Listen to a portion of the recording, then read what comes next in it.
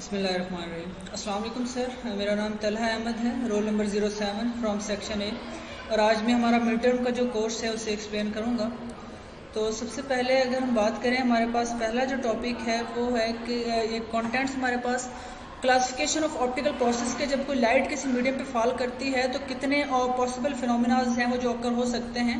उनमें हमारे पास रिफ्रैक्शन और उनमें स्कैटरिंग होता है। स्कैटरिंग फर्दर दो तरह की होती है, इलास्टिक, इन इलास्टिक, वो भी हम डिस्कस करेंगे। देन अब अगर इसकी बात की जाए तो स्कैटरिंग में अगर हम देखें, फर्स्ट ऑफ ऑल स्कैटरिंग जो है इसमें कि जब कोई लाइट इंसिडेंट रे किसी इम्परफेक्ट सरफेस से स्ट्राइक करती है तो उसकी डायरेक्शन चेंज हो सकती है और उस डायरेक्शन चेंज होने के दौरान उसकी फ्रीक्वेंसी भी चेंज हो सकती है।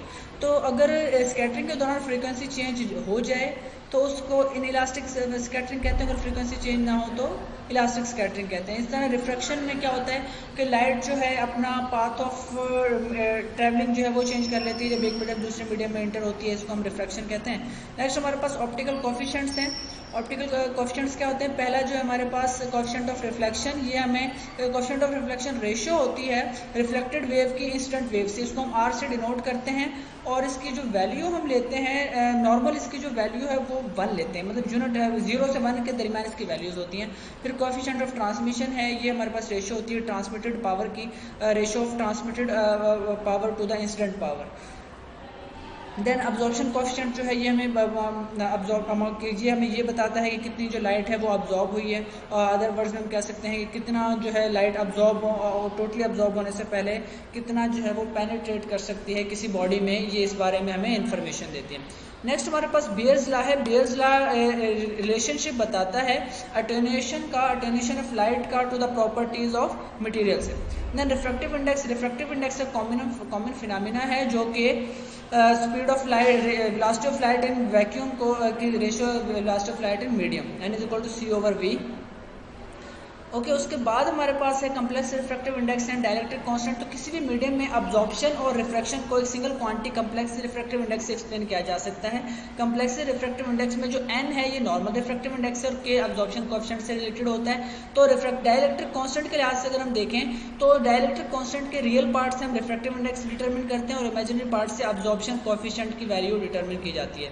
देन हमारे पास ये कुछ ऑप्टिकल मटेरियल्स हैं, इनको हम 1 बाय 1 स्टडी करेंगे। क्रिस्टलाइन मटेरियल्स हैं, तो क्रिस्टलाइन मटेरियल में सफायर Al2O3 एल्यूमिनियम ऑक्साइड होता है जिसको सफायर कहते हैं। सफायर की जो अब्जॉर्प्शन है, जो ट्रांसमिशन है वो 0.2 से 6 माइक्रोमीटर तक मैक्सिमम होती है और इसको ट्रांसपेरेंसी रेंज कहते हैं। ट्रांसपेरेंसी रेंज के दौरान अब्जॉर्प्शन कोएफिशिएंट जो है बहुत लो होता है और हम रिफ्रैक्टिव इंडेक्स का सिर्फ रियल पार्ट ले रहे होते हैं क्योंकि इमेजिनरी पार्ट जो है वो अब्जॉर्प्शन से रिलेटेड होता है और अब्जॉर्प्शन 0 होती है, मतलब बहुत कम होती है, तो हम उस पार्ट को कंसिडर नहीं करते।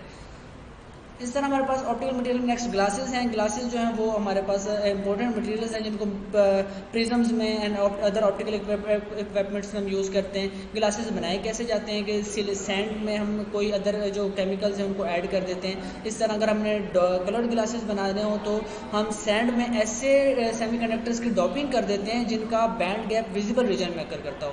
देन हमारे पास मेटल्स है। मेटल्स की शाइनी सरफेस होती है और इस शाइनी सरफेस की वजह से इनमें क्या होता है कि मेटल की जो सरफेस है वो शाइनी होती है। शाइनी सरफेस की वजह से इनमें रिफ्लेक्शन जो है वो बहुत ज़्यादा रिफ्लेक्शन शो करते हैं। अब रिफ्लेक्शन क्या है कि जो मेटल्स हैं जितने भी हमारे पास वो एक ख़ास करेक्टरिस्टिक फ्रीक्वेंसी से नीचे तमाम फ्रीक्वेंसीज पे रिफ्लेक्शन शो करते हैं और उस करेक्टरिस्टिक जो फ्रीक्वेंसी होती है हमारे पास उसको हम कट ऑफ फ्रीक्वेंसी या प्लाज्मा फ्रीक्वेंसी कहते हैं। प्लाज्मा फ्रीक्वेंसी की अगर हम बात करें तो प्लाज्मा फ्रीक्वेंसी पे उनकी जो प्लाज्मा फ्रीक्वेंसी पे इंफ्रारेड और विजिबल इनको वो रिफ्लेक्ट बैक करता है और जो अल्ट्रावायलेट है उसको ट्रांसमिशन को ट्रांसमिट करता है। तो इस फिनोमेना को अल्ट्रावायलेट ट्रांसमिशन ऑफ मेटल्स भी कहा जाता है। देन हम इसके आगे अगर हम देखें, जो नेक्स्ट हमारी स्लाइड अब होगी उसमें कि डॉप्ड ग्लासेस इंसुलेटर्स। तो कलर जो होता है डॉप्ड ग्लासेस और इंसुलेटर्स में कलर को हम दो तरीकों से कंट्रोल कर सकते हैं। By changing the composition of dopant, अगर हम किसी मटेरियल में डोपेंट की कंपोजिशन चेंज कर दें तो उससे भी उसका कलर चेंज किया जा सकता है। और by varying the crystallite size, और क्रिस्टलाइट साइज को चेंज करके भी हम कलर जो है किसी मटेरियल का वो हम चेंज कर सकते हैं। नेक्स्ट हमारे पास इलेक्ट्रॉनिक बैंड्स हैं। एटम्स जो है वो बहुत करीब करीब पाए जाते हैं सॉलिड्स में, जिसकी वजह से इनके इंट्राटॉमिक स्पेसिंग जो है होती है वो बहुत कम होती है as compare to their size. तो हमारे पास बैंड्स जो है वो फॉर्मेशन हो जाती है। तो जब विजिबल और अल्ट्रावायलेट लाइट जो है वो हमारे पास उस पर फॉल करती है, तो उससे क्या होता है कि इन बैंड्स में एक्साइटेशंस होती हैं, इलेक्ट्रॉनिक बैंड में एक्साइटेशंस होती हैं, जिसकी वजह से इन ट्रांजिशंस की इलेक्ट्रॉनिक बैंड में ट्रांजिशंस की वजह से जो इलेक्ट्रिकल ऑप्टिकल प्रॉपर्टीज है मटेरियल्स की वो इफेक्ट होती हैं। देन इस तरह हमारे पास वाइब्रोनिक बैंड्स हैं। वाइब्रोनिक बैंड्स इस तरह होते हैं कि उनमें जो लेटिस में जो एटम्स होते हैं उनकी वाइब्रेशन से जो बैंड फॉर्मेशन होती है उनको हम वाइब्रोनिक बैंड्स कहते हैं। वाइब्रोनिक बैंड्स में जब इंफ्रारेड जो लाइट है वो जब स्ट्राइक करती है तो उसकी एनर्जी कम होती है, तो ट्रांजिशन नहीं हो पाती बैंड्स के दरमियान, तो वो एटम जस्ट वाइब्रेट करते हैं और इस दौरान वाइब्रोनिक बैंड्स प्रोड्यूस होते हैं। नेक्स्ट डेंसिटी ऑफ स्टेट है। डेंसिटी ऑफ स्टेट हमारे पास क्या है, number of occupied state per unit energy. इस तरह डीलोकलाइज्ड और कलेक्टिव एक्साइटेशन क्या है कि किसी क्रिस्टल में जो एटम्स होते हैं फ्रीली एटम्स मूव कर रहे होते हैं जो वो ओवरऑल क्रिस्टल को एक्साइट कर देती है। इस दौरान एक्साइटॉन्स और प्लाज्मॉन्स बनते हैं। एक्साइटॉन्स जो हैं वो सेमीकंडक्टर्स में फ्री इलेक्ट्रॉन्स और फ्री होल्स की वजह से बनते हैं, जबकि जो प्लाज्मॉन्स हैं वो हमारे पास मेटल्स में फ्री इलेक्ट्रॉन्स की वजह से प्रोड्यूस होते हैं। नेक्स्ट अब हम देखें अपनी स्लाइड इसमें माइक्रोस्कोपिक मॉडल्स हैं। माइक्रोस्कोपिक मॉडल तीन तरह के हमारे पास, क्लासिकल, सेमी क्लासिकल और फुली क्वांटम। क्लासिकल में हम मीडियम और लाइट दोनों को क्लासिकली डील करते हैं। सेमी क्लासिकल में मीडियम को क्वांटम मैकेनिकल डील करेंगे लेकिन लाइट को इलेक्ट्रोमैग्नेटिक वेव लेते हैं, जबकि फुली क्वांटम में हम दोनों को क्वांटम मैकेनिकली डील करते हैं। नेक्स्ट चैप्टर 2 के कॉन्टेंट्स हैं हमारे पास। अब इसमें क्लासिकल प्रोपागेशन, कोई भी ऐसा मटेरियल जिसमें लाइट प्रोपागेट कर सके उसको ऑप्टिकल मटेरियल कहा जाता है, ऑप्टिकल मीडियम कहा जाता है। तो ऑप्टिकल मीडियम को तीन हम उसमें डिवाइड कर देते हैं। पहला मीडियम हमारे पास ट्रांसपेरेंट मीडियम। ट्रांसपेरेंट मीडियम ऐसा मीडियम होता है जो लाइट को फुली अलाउ करता है अपने अंदर पास होने की। लाइट ग्लास हम ले लें, वाटर ले लें, इसके अलावा हमारे पास एयर है, ये फुली ट्रांसपेरेंट। फिर ट्रांसक्यूलेंट मीडियम होता है जो पार्शली अलाउ करता है, जैसा कि फॉग है या हमारे पास ग्राउंडेड ग्लास है। इस तरह ओपेक एक मीडियम होता है जो कि अलाउ नहीं करता, जिस तरह वाटर, वुड या कोई मीडियम कोई भी। एटॉमिक ऑसिलेटर का आइडिया हमें 1878 में हर्ट्ज ने दिया। इसमें न्यूक्लियस जो होता है वो देखें कि सेंट्रल न्यूक्लियस होता है जो स्प्रिंग के साथ एटम्स के साथ अटैच होता है। इसमें हम रिड्यूस मैस जो एटम्स का वो लेते हैं, रिड्यूस मैस, और इस तरह इसकी जो नेचुरल फ्रीक्वेंसी है वो KS और म्यू, इस रिलेशन से हम उनकी नेचुरल फ्रीक्वेंसी फाइंड कर सकते हैं।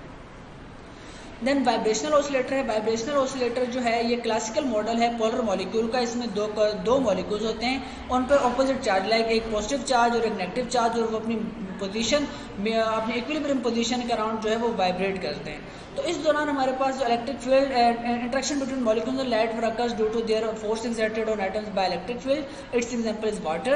In water, various electrons comes closer to oxygen atom due to its high electron affinity.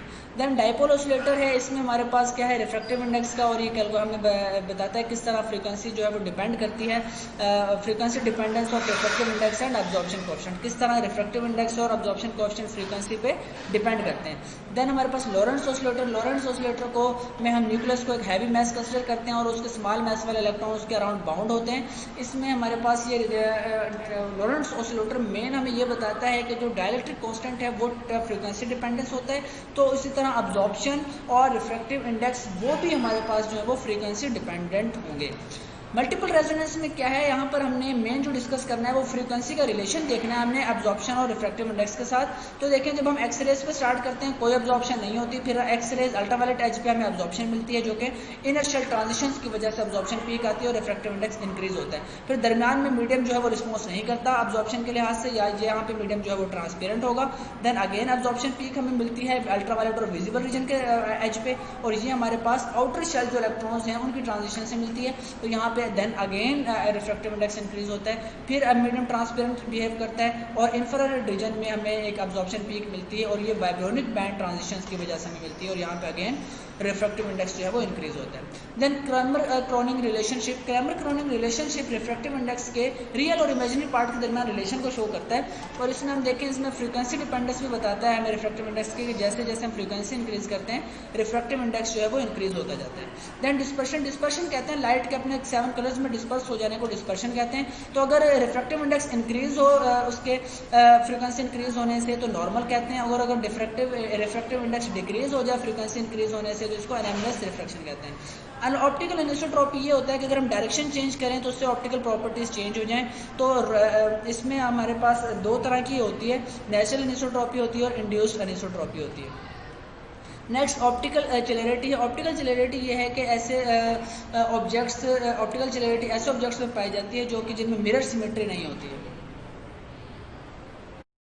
Optical चेलेरिटी ऐसे ऑब्जेक्ट्स में ऐसे पाई जाती है मटीरियल में जिनमें मिरर सिमेट्री नहीं पाई जाती, क्योंकि जब मिरर सिमेट्री जब नहीं होगी तो उससे उसकी जो रिफ्रैक्टिव इंडेक्स है उसके real and imaginary parts affect होंगे, और जब आप रिफ्रैक्टिव इंडेक्स अफेक्ट होगा तो उसकी अदर ऑप्टिकल प्रॉपर्टीज़ जो है मटेरियल की वो भी अफेक्ट हो जाएंगी। मीनवाइल ऑप्टिकल चेलेरिटी को हम इंड्यूस कर सकते हैं बाय मैग्नेटिक फील्ड, जिसकी वजह से उसकी मैग्नेटिक ऑप्टिकल जो प्रॉपर्टीज़ हैं इफेक्ट्स हैं वो इंक्रीज़ होंगे, और इस तरीके से कोई भी जो ऑब्जेक्ट है वो चिरल होगा अगर उसमें मिरर उसका मिरर से आप उसे डिस्टिंग्विश नहीं कर सकते, अगर मिरर से डिस्टिंग्विश किया जा सके उसको। देन हमारे पास नेक्स्ट जो इसका टॉपिक है हमारे पास बस ये था हमारा आज का content. Thank you so much. अल्लाह हाफिज़।